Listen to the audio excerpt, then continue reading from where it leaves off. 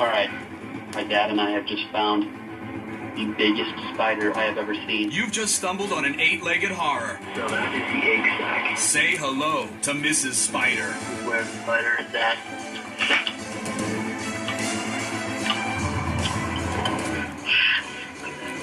You're no expert, but you're pretty sure it's a notorious brown recluse. The quarter. And it's huge. That's when you do something you're going to regret. Ow! Ah. Dang it. Got me right in the finger.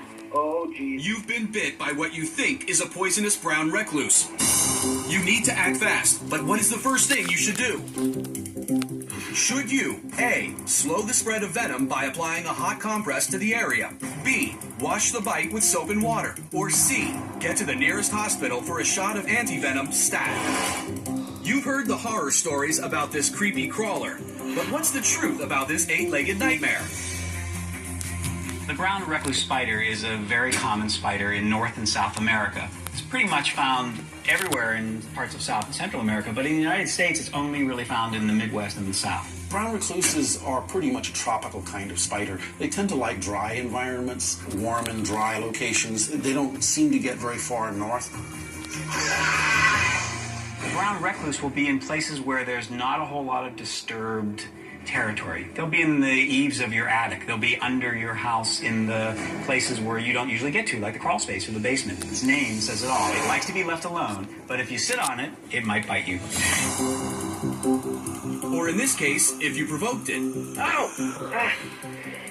Dang it. Got me right in the finger. Oh, geez. So you think you can survive the bite of a poisonous spider? The real question is, what would you do first? Your best chance for survival starts with B. Wash the bite well with soap and water.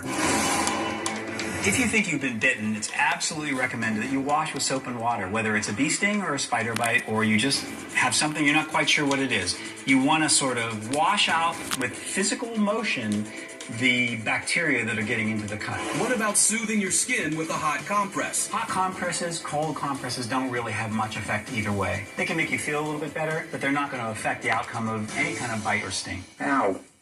He's biting me. Ow.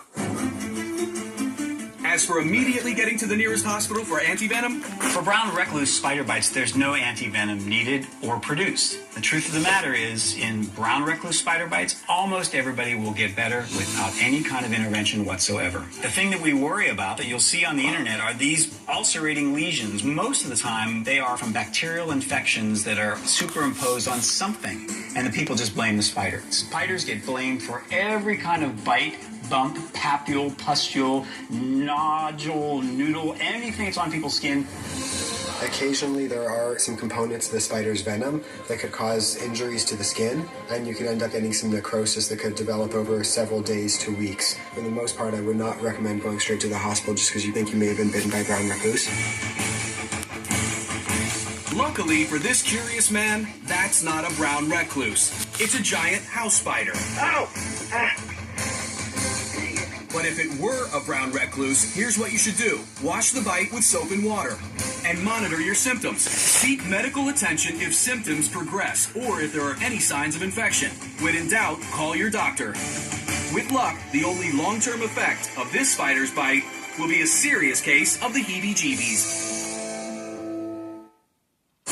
Of brown recluse spiders will grow in the next few decades. Warmer temperatures due to climate change means brown recluse spiders will spread further north. By 2050, it's estimated these venomous spiders will be established as far north as Michigan and South Dakota.